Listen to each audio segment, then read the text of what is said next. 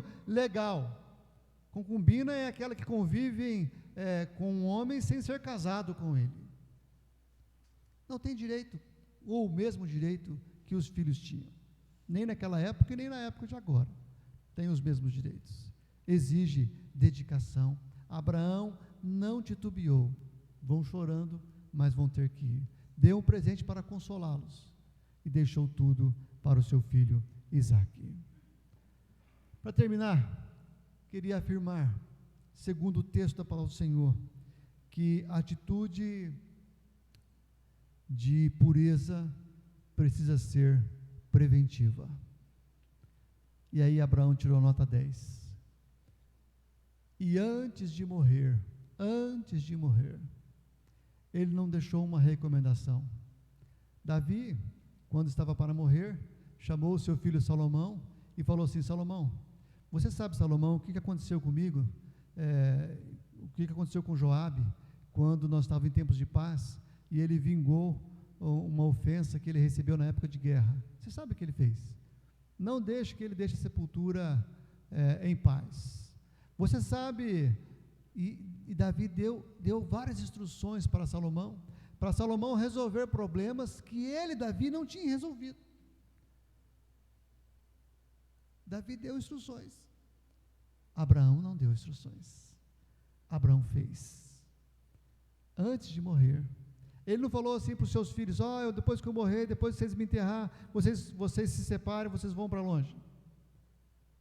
É agora, é antes de morrer que nós vamos resolver essa parada. Tem que ser preventivo. Nós não podemos esperar o problema acontecer. Por que tem que ser preventivo? Porque depois que acontece o problema, a glória de Cristo já foi ferida. Alguém pensa assim, eu já ouvi alguém dizer assim: é melhor pedir perdão do que permissão. Se eu pedir permissão, pode ser que eu não receba, né? Então eu faço, e se der errado, eu peço perdão. Mas não é melhor diante do Senhor pedir perdão do que permissão. Porque eu não quero ferir, e nós não queremos ferir o coração de Cristo. Nós não queremos envergonhar o coração de Cristo.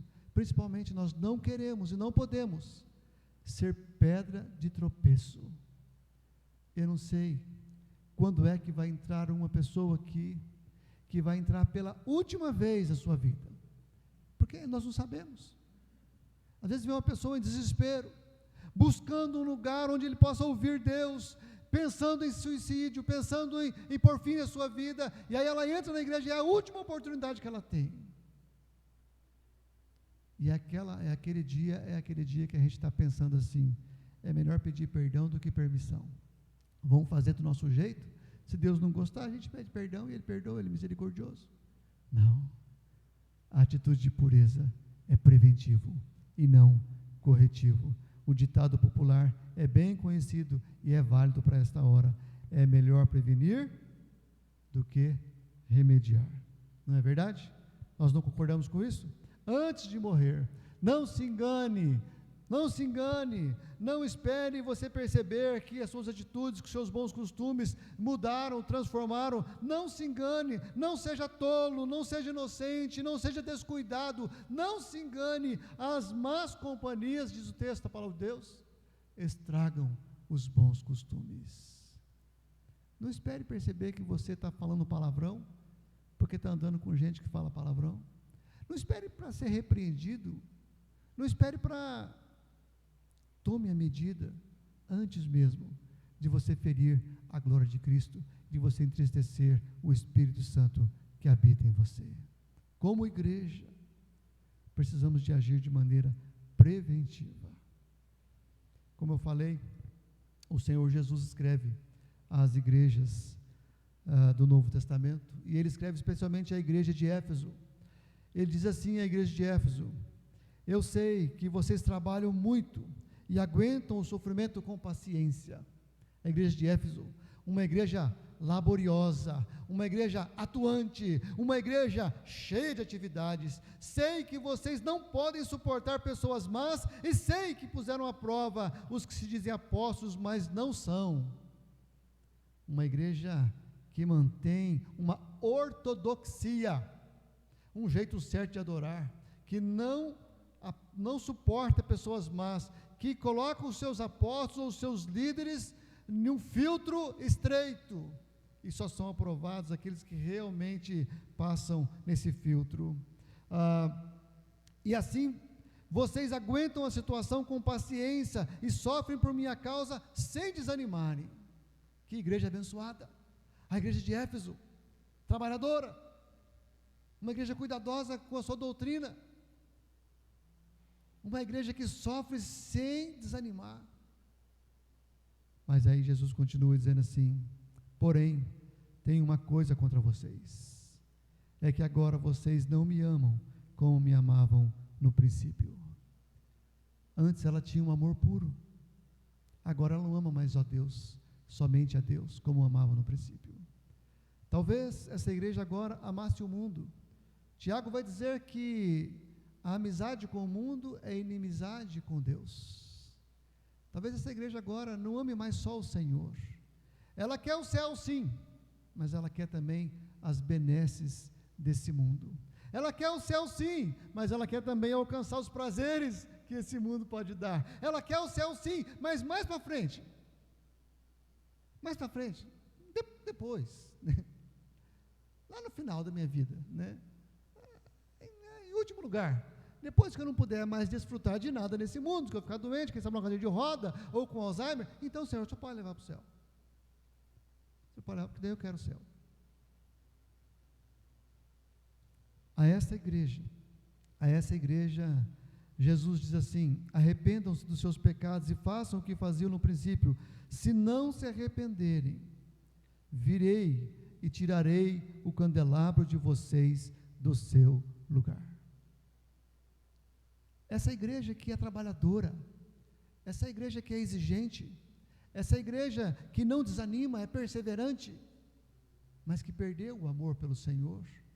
Essa igreja, Jesus chama ela para arrepender e diz assim: se você não se arrepender, eu vou tirar o candelabro do seu lugar. O que ele quer dizer com isso? O candelabro simbolizava a presença de Deus. O candelabro é aquela haste com aquele é como um castiçal, né? Um lugar onde se coloca velas. E no Antigo Testamento ele tinha sete hastes, simbolizando os 7 Espíritos de Deus. O candelabro simbolizava a presença de Deus, a manifestação da presença de Deus. Essa igreja que adora a Deus, mas não de maneira pura, porque não o ama mais como amava antes, recebe uma ameaça: eu vou tirar o candelabro. Ou seja, você vai deixar de perceber a minha presença, você vai deixar de sentir a minha presença no seu meio, você vai deixar de contar com a minha presença no seu meio. Jesus diz no Sermão do Monte, o que você pode ler aqui: felizes as pessoas que têm o coração puro, pois elas verão a Deus. Não é ver no sentido físico, ver só lá no céu, na glória, porque Jesus estava caminhando com 2 dos seus discípulos no caminho de Emaús. Eles viam Jesus, mas não o reconheciam. Ver é ter os olhos abertos, é perceber a sua presença.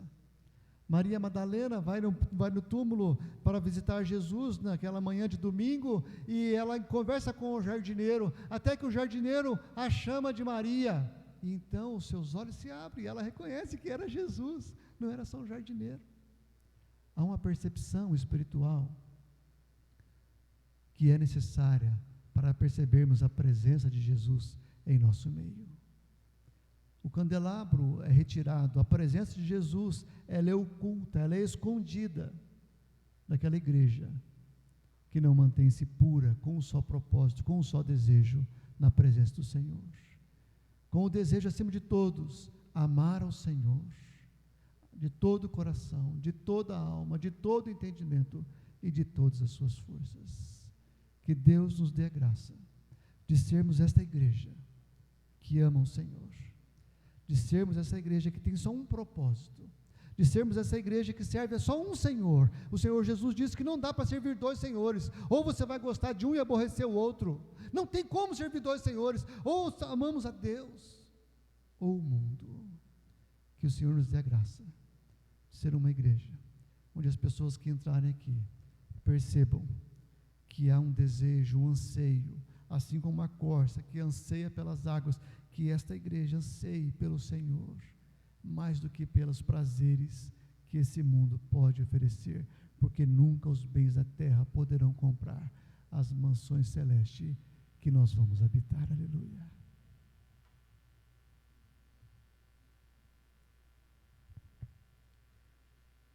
Pai,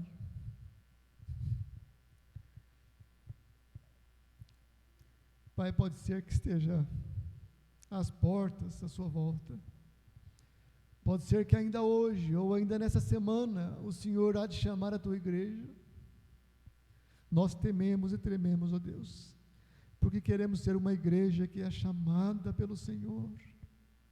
Queremos ser o teu povo, um povo santo, um povo exclusivo, um povo de dedicação exclusiva ao Senhor, um sacerdócio real na tua presença. Queremos ser esse povo que agrada o Senhor, que glorifica o teu nome aqui na terra, Pai. Por isso nós clamamos por misericórdia. Clamamos, ó Deus, para que esse ano de 2020 o Senhor nos conduza, Pai, nesta busca. E que o Senhor nos dê a graça, Senhor Deus, de percebermos aquilo que temos feito, assim como o Senhor falou às igrejas, ó Deus, do Novo Testamento, ó Deus, que nós possamos perceber aquilo que temos feito, que macula, Senhor Deus, a nossa fé, que entristece o Senhor, que nos desvia, Senhor Deus, do centro que é o Senhor. Como cantamos aqui nesta noite, Pai. Tudo foi feito pelo Senhor, tudo é sustentado pelo Senhor, e tudo deve resultar na glória do Senhor, Pai. Nós como igreja, não queremos aqui manter, ó Deus, ou sustentar o nome da nossa denominação. Nós não queremos aqui, Senhor Deus, ampliar as nossas construções. Nós não queremos aqui, Senhor Deus, alcançar propósitos, ó Deus, terrenos. Nós queremos ser, ó Deus, uma igreja que aponta para o Senhor, uma igreja que glorifica o teu nome, uma igreja, Deus, que manifesta o teu reino aqui na terra, uma igreja que realiza a tua vontade, Pai. Dá-nos esta graça, Senhor, dá-nos esta graça. Nós te pedimos isso em nome do Senhor Jesus. Amém e amém. Que a graça do Senhor e Salvador Jesus Cristo, que o amor de Deus, o nosso Pai, a comunhão e a consolação do Espírito Santo de Deus seja sobre cada um de vós. Que assim seja desde agora, e que assim seja para todos sempre. Assim vos abençoo, em nome do Senhor Jesus. Amém e amém. Vamos colocar em pé para cantar essa última canção.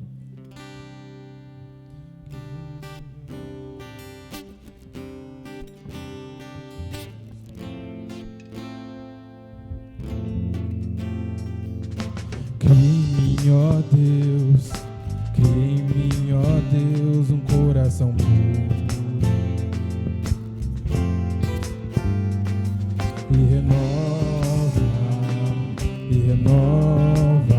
um espírito inabalável.